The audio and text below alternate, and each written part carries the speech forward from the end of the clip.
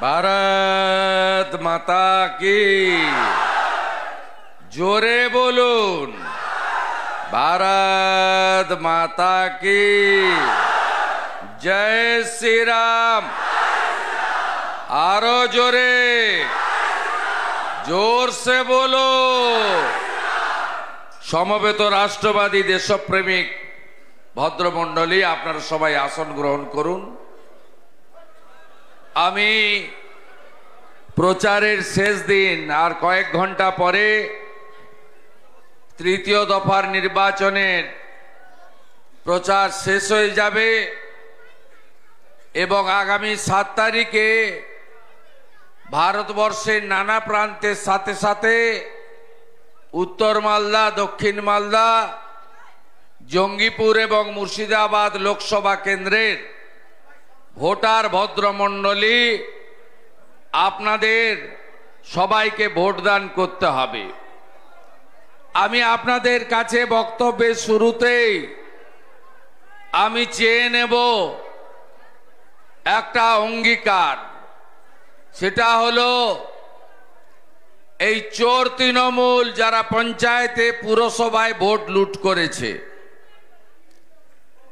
তারা অনেক কিছু করতে পারে তো আপনারা যারা তৃণমূলকে হারাবেন ঠিক করেছেন ওই দিন আগে ভোট দান করবেন পরে জলপান করবেন তাই তো আগে ভোট দান পরে জলপান আর কোথাও কিছু করলে সাথে সাথে আপনারা ধনঞ্জয়কে হোয়াটসঅ্যাপ মেসেজ করে বুথ নম্বর দিয়ে পাঠাবেন আমার দায়িত্ব লম্বা লম্বা কেন্দ্রীয় পুলিশের লাঠি দিয়ে এই গুন্ডাদের কি করে সোজা করতে হয় আমরা সেটা জানি সাগরদিঘির ভোট মনে আছে আখরুজ্জামান মিয়া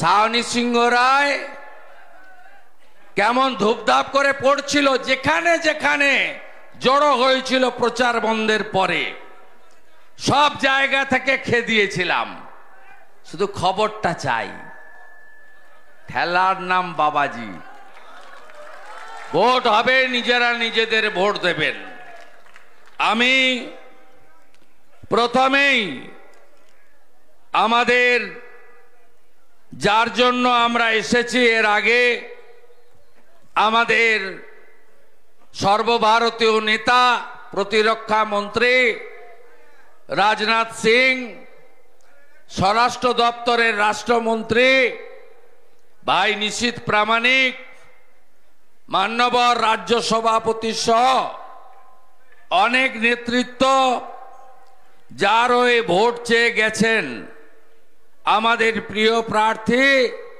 জেলার সভাপতি তরুণ নেতা ধনঞ্জয় ঘোষ তাকে শুভেচ্ছা অভিনন্দন জানাই ধনঞ্জয় ঘোষকে আপনারা কিসে ভোট দেবেন এবারের ভোট ব্যালট না মেশিন কত নম্বর টিপতে হবে কত নম্বর কত নম্বর কত নম্বর কত নম্বর তাহলে আপনারা সব জেনে গেছেন প্রস্তুত হয়ে গেছেন মাঝে মাত্র কয়েকটি ঘন্টা তারপরেই Trinamool bye bye bye bye আমি বর্ষিয়ান নেতা শ্রদ্ধাস্পদ চিত্ত মুখার্জি মান্যবর অ্যাডভোকেট জেলার ইনচার্জ অত্যন্ত দরদি কর্মী দরদি নেতা সুদীপ্ত চক্রবর্তী যুগ্ম ইনচার্জ মনোজ সরকার এই গ্রাম পঞ্চায়েতের পদ্মফুলের জেতা সদস্য মাননীয় সমীর ঘোষ মাননীয় বুথ সভাপতি বিট্টু দাস এবং কার্তিক ঘোষ শেষনাথ ঘোষ জঙ্গিপুর 1 নম্বর মণ্ডলের সভাপতি গোপাল ঘোষ সহ সম্মানিত মঞ্চ আমি প্রত্যেককে অভিনন্দন জানাই। আমার আজকে এটি তৃতীয় কর্মসূচি আমি প্রথমে 9টা থেকে 10:30 ওল্ড মালদাতে খগেন মুর্মুকে নিয়ে পদযাত্রা করেছি 4 কিলোমিটার। তারপরে দক্ষিণ মালদাতে শিরুপাদিকে নিয়ে গাড়িতে র্যালি করেছি ইংলিশ বাজার থেকে নিমতিতা পর্যন্ত। কালিয়াচকে আমার মনে হয় ভারতীয় জনতা পার্টি প্রতিষ্ঠা হওয়ার পরে আজকে প্রথম পদযাত্রা প্রচার করেছি কালিয়াচক বাজারে হেঁটে হেঁটে। তাতেও মানুষের আমরা শুভেচ্ছা, সমর্থন, আশীর্বাদ পেয়েছি। আমাদের আগের বক্তা ধনঞ্জয় ভাই বলছিলেন বারে বারে 8 থেকে 80, কাশ্মীর থেকে কন্যাকুমারী, কোচবিহার থেকে কাকদ্বীপ, দার্জিলিং থেকে দীঘা। সবাই জেনে গেছে যে আমাদের প্রধানমন্ত্রী কে হচ্ছেন। কারণ এই ভোটটা তো রাজ্যের ভোট বা পঞ্চায়েতের ভোট নয়, এই ভোটটা দেশের সরকার তৈরির ভোট। আমি ভাই ধনঞ্জয়ের কথাকে আর একটু সুন্দর করে আপনাদের বোঝানোর জন্য আর একটু কিছু তথ্য সংযোজন করতে চাই। আপনারা কি জানেন ভারতীয় জনতা পার্টি ইতিমধ্যে 2টো এমপি সিট বিনা প্রতিদ্বন্দ্বিতায় জিতে গেছে। একটা গুজরাটের সুরাটে, আর একটা মধ্যপ্রদেশের ইন্দোরে বিজেপি ইতিমধ্যে জিতে গেছে। এই নির্বাচনে আমাদের প্রধান প্রতিদ্বন্দ্বীকে আমার জানা নেই। সাগরদিঘিতে তো তৃণমূল বলছিল আমাদেরই সব, তারপরে গণনার পরে দেখা গেল তৃণমূল নাই, তৃণমূল হেরে গেছে। তা এখানে বিজেপির সঙ্গে লড়বে কে আমি জানি না। কি সুন্দর কংগ্রেস জোটের দ্বারা জিতে ইলেকশন কমিশনের কড়া নজরদারি, কেন্দ্রীয় আধা সামরিক বাহিনীর ব্যাপক উপস্থিতিতে গণতান্ত্রিক ভোট হওয়ার পরে বাইরন বিশ্বাস জিতলেন। জিতে পাল্টি খেয়ে ভাইপোর দলে নাম লিখালেন। ওটা তো দল নয়, পরিবারের একটা কোম্পানি। মালিকের নাম মমতা ব্যানার্জি, ম্যানেজিং ডাইরেক্টরের নাম তোলাবাজ ভাইপো ব্যানার্জি। যিনি কয়লা খান, যিনি বালি খান, বীরভূমের পাথর খান, গরু পাচার করেন, পার দেশি মদের বোতল থেকে 2.5 টাকা করে নেন, আর কালীঘাটের কাকুকে দিয়ে চাকরি বিক্রি করেন। ওই দলে নাম লেখালেন। তার বাড়ির লোক নির্দল প্রতীক নিয়ে ঘুরে বেড়াচ্ছে, বলছে খলিলুর রহমানকে হারাতে হবে। আবার সুতির এমএলএ ইমানি বিশ্বাসের দাদা, তিনি শাহজাহান বাবু, তিনি আইএসএফ এর প্রার্থী, তিনি বলছেন খলিলুর রহমানকে হারাতে হবে। আবার কংগ্রেস এমন একটা প্রার্থী দিয়েছে যিনি কখন তৃণমূল আর কখন কংগ্রেস কেউ জানে না। সকালে তৃণমূল, বিকালে কংগ্রেস, রাত্রে সিপিএম। এই হচ্ছে বিরোধীদের এখানে অবস্থা। আমি বলি দেশে মোট আসন কত? 543। ভারতীয় জনতা পার্টি এনডিএ লড়ছে কত? 543। জিতে গেছে দুটোতে। আর এই ঠগি পিসির পার্টি, এর পার্টি লড়ছে কটাতে? 45টাতে। পশ্চিমবঙ্গে 42, আসামে 1, মেঘালয়ে 1, অখিলেশ যাদবের সৌজন্যে উত্তরপ্রদেশে 1। 45-এর মধ্যে 5টাও জুটবে না। তাহলে ভোট আপনি কোথায় দেবেন? ভোট দেবেন ধনঞ্জয় ঘোষকে ইভিএম এর 2 নম্বর বোতাম টিপে, যাতে নরেন্দ্র মোদীর 400 আসনের মধ্যে এই জঙ্গিপুরটাও থাকে। জঙ্গিপুরে যদি প্রধানমন্ত্রীর আশীর্বাদ ধন্য সাংসদ না যেতে, তাহলে এই যে সমস্যাগুলো এতদিন ধরে কংগ্রেস বা পরবর্তীতে তৃণমূল কেউ সমাধান করেনি, গঙ্গা ভাঙন, আপনাদের এলাকার উন্নয়ন, এখানে আলিগড় ইউনিভার্সিটির ক্যাম্পাস চালু হলেও কার্যকর হয়নি, এখানে মিলিটারি রিক্রুটমেন্টের সেন্টার হলেও চালু হয়নি, এখানকার বিড়ি শ্রমিকদের উন্নয়নের কোনো সুবিধা আপনারা পান না, এবং বিশেষ করে পাট চাষিরা কেন্দ্রীয় সরকারের ভর্তুকি মূল্যে পাট বিক্রি করতে পারেন না। তাই এখানে মোদিজির লোককে প্রার্থী করতে হবে, জিতাতে হবে এমপি হিসাবে, আপনাদের জেতার স্বার্থে। এখানকার যারা তৃণমূলের বড় বড় নেতা আছেন, এই যে গোটা রাজ্য জুড়ে চোর চোর চোর চোর আওয়াজ উঠেছে, আধা মন্ত্রিসভা জেলে গেছে, বাকি আধা মোদিজি তৃতীয়বার প্রধানমন্ত্রী হলে যাবে, মাফলার গেছে, হাওয়াই চটির পালা এবারে। এখানে যারা আছেন আমি নাম করে বলবো, খড়গ্রামের আশিস মার্জিত, আপনি কি করেছেন জীবন সাহার সঙ্গে আমি জানি।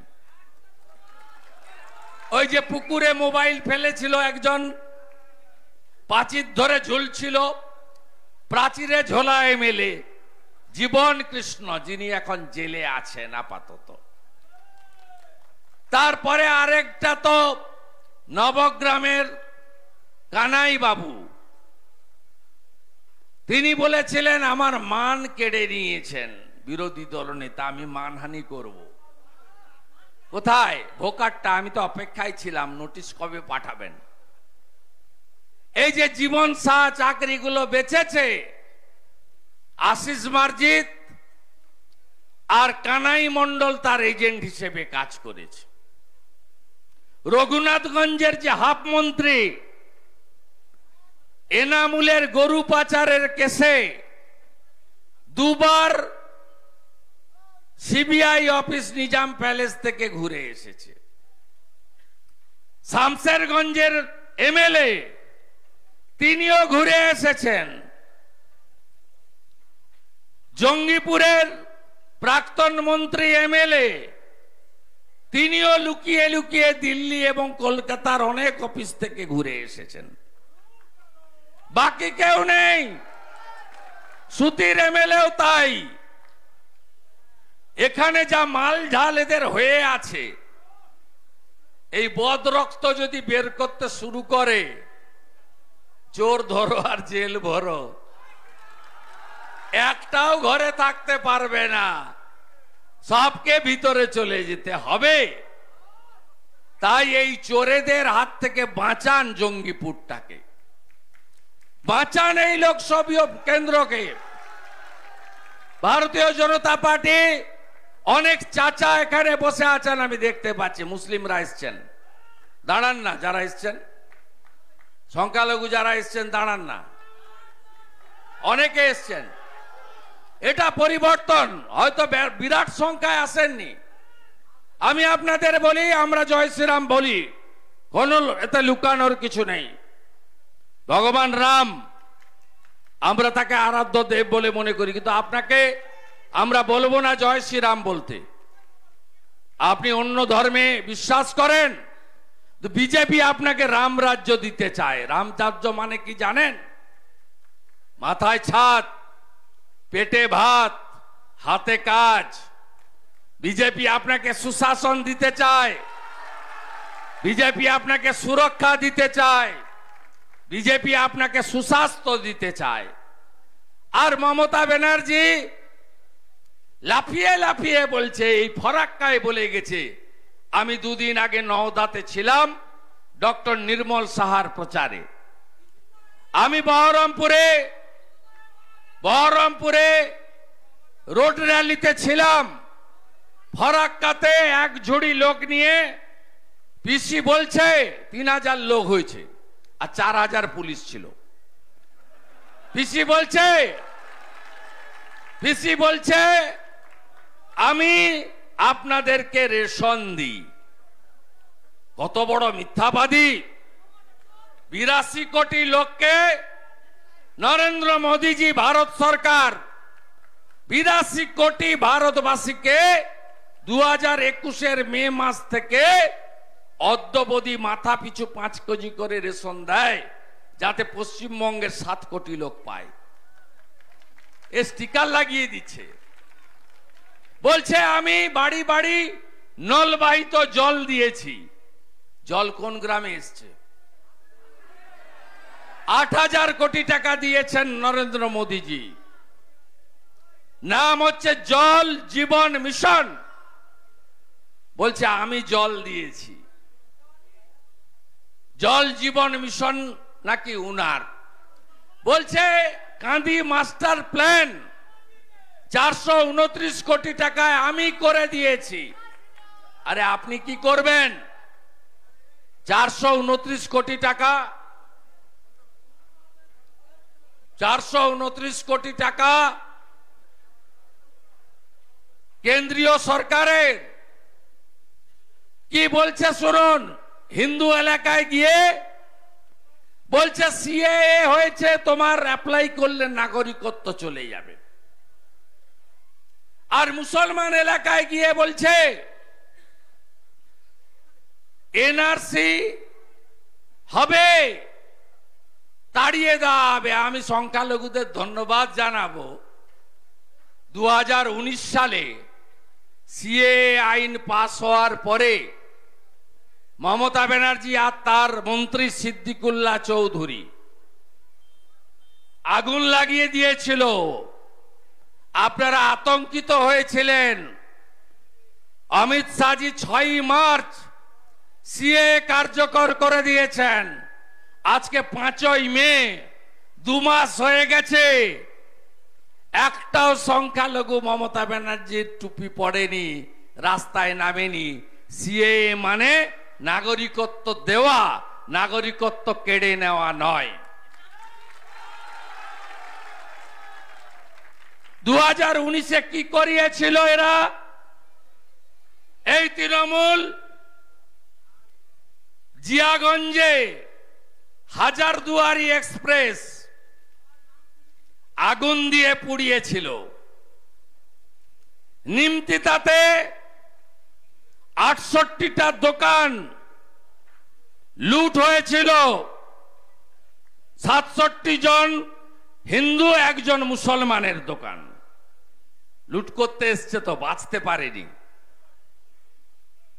এই লুটেরা তৃণমূল রেজিনগর রেল স্টেশন পুড়িয়েছে, বেলডাঙ্গা রেল স্টেশন পুড়িয়েছে, শামসিতে রেল লাইনের পাত উপড়ে দিয়েছে, ঔরঙ্গাবাদে কালী মন্দির ভেঙেছে। ভুলে গেছেন না?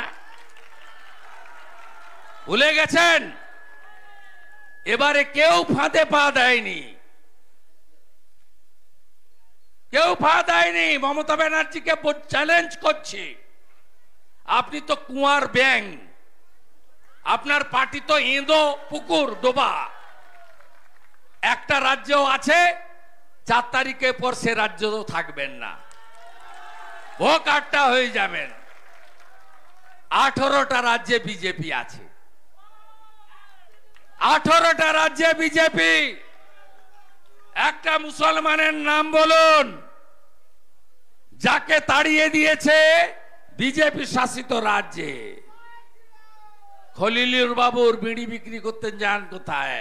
উত্তরপ্রদেশে। জাকির বাবু বিড়ির বিক্রি করতে যান কোথায়? হরিয়ানাতে। তাই তো না? এদের সব ঠিকুজি আমার হাতে আছে। ওখানে গিয়ে যোগীজি বলে, এই জাকির তোমার বিড়ি এখানে চলবে না।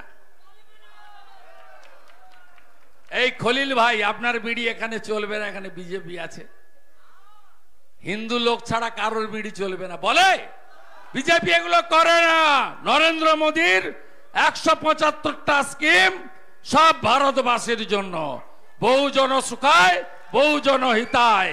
সবকা সাথ সবকা বিকাশ সবকা প্রয়াস সবকা বিশ্বাস। এটাই বিজেপি। গল্প ফাঁদে।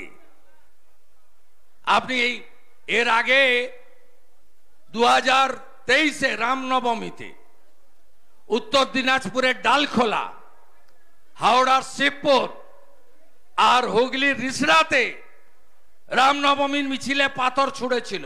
কোন সম্প্রদায় করেনি, তৃণমূলের লোকেরা করেছে। এরা তো কারো উপকার করতে পারেনি। এদের একটাই অস্ত্র, মুসলমানদেরকে খেপাও। আপনি বলুন তো, মোদিজি যে রেশন দিচ্ছে শুধু হিন্দুদের দেয়, আপনি পান না?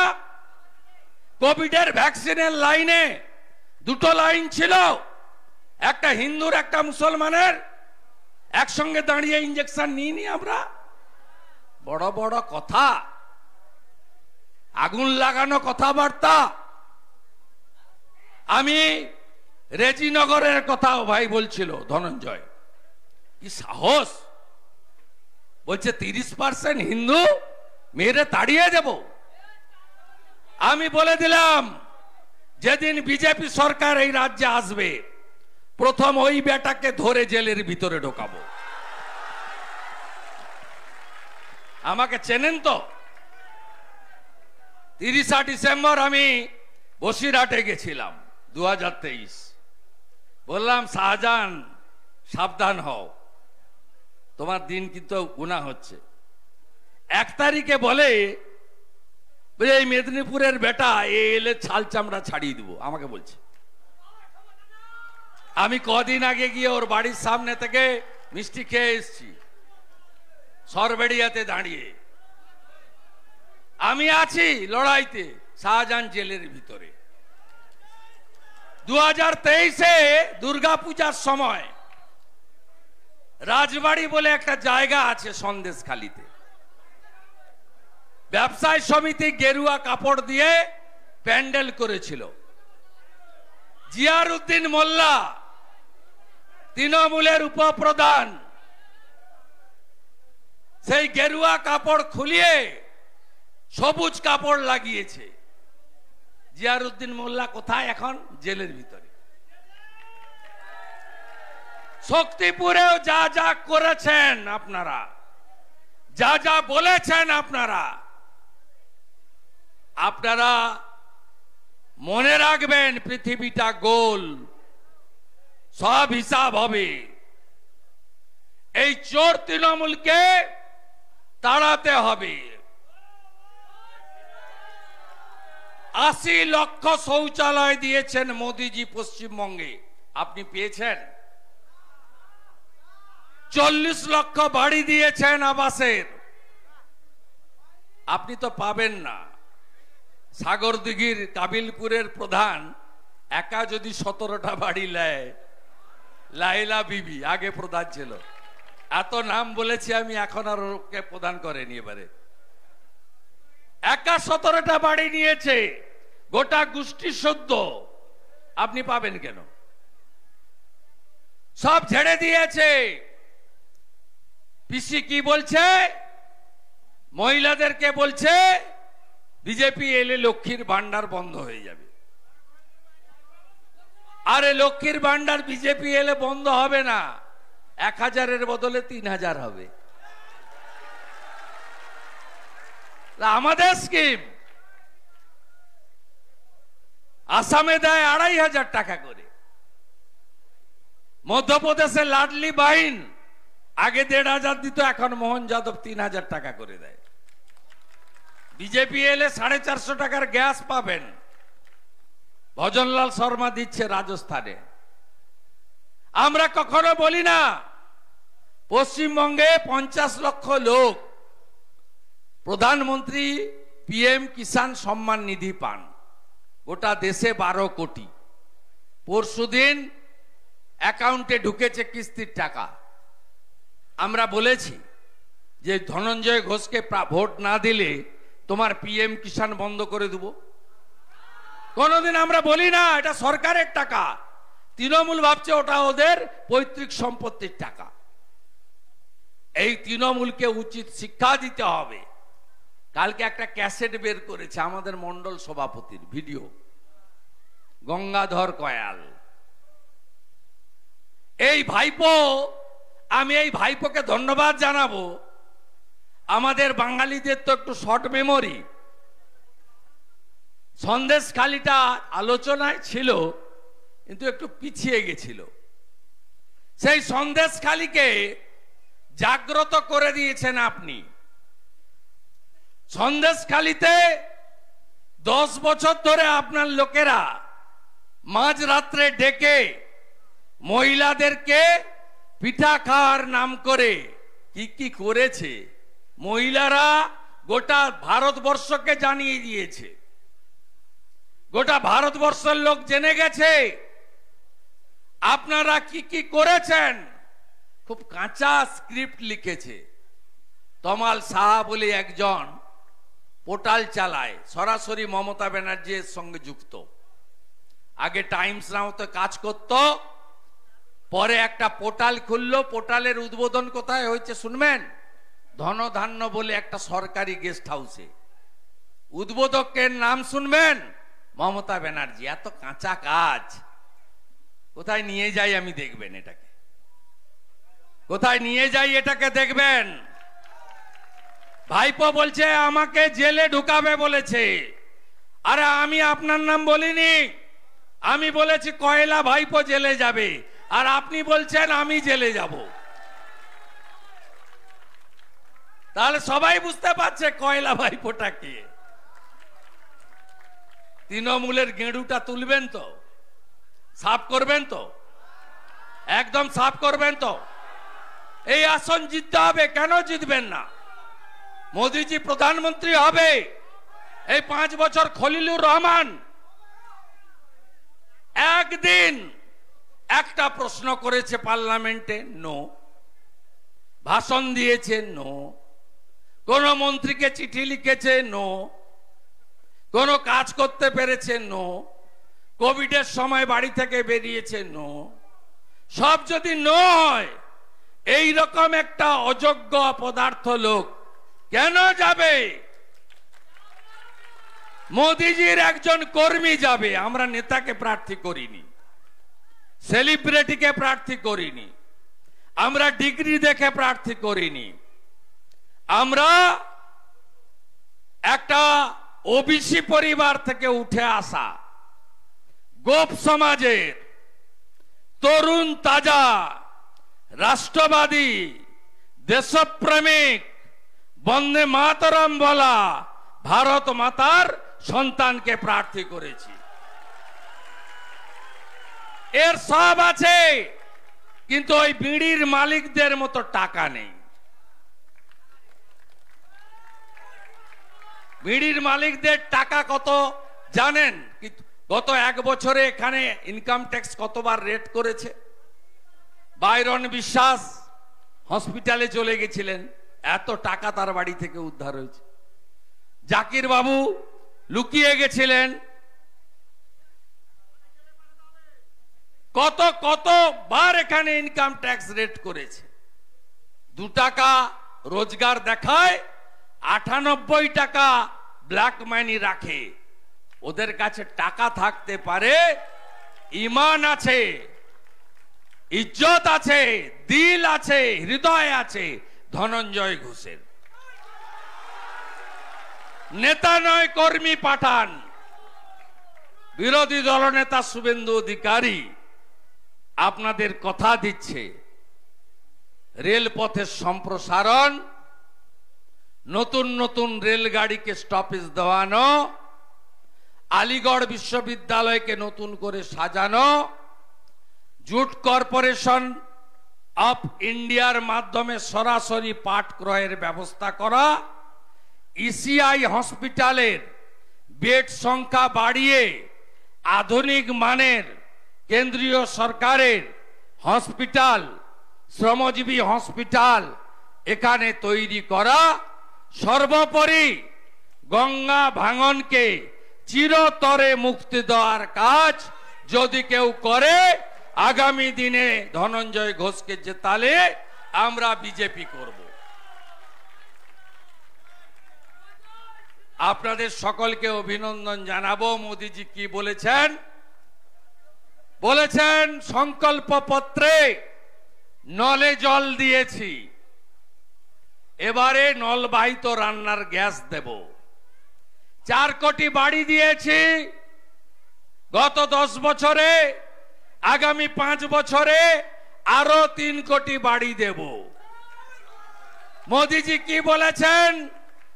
70 বছর হয়ে গেলে উচ্চবিত্ত, মধ্যবিত্ত, নিম্নবিত্ত, দরিদ্র কোন বয়স্ক প্রবীণ নাগরিককে তার চিকিৎসার জন্য ছেলের উপর, বৌমার উপর নির্ভর করতে হবে না।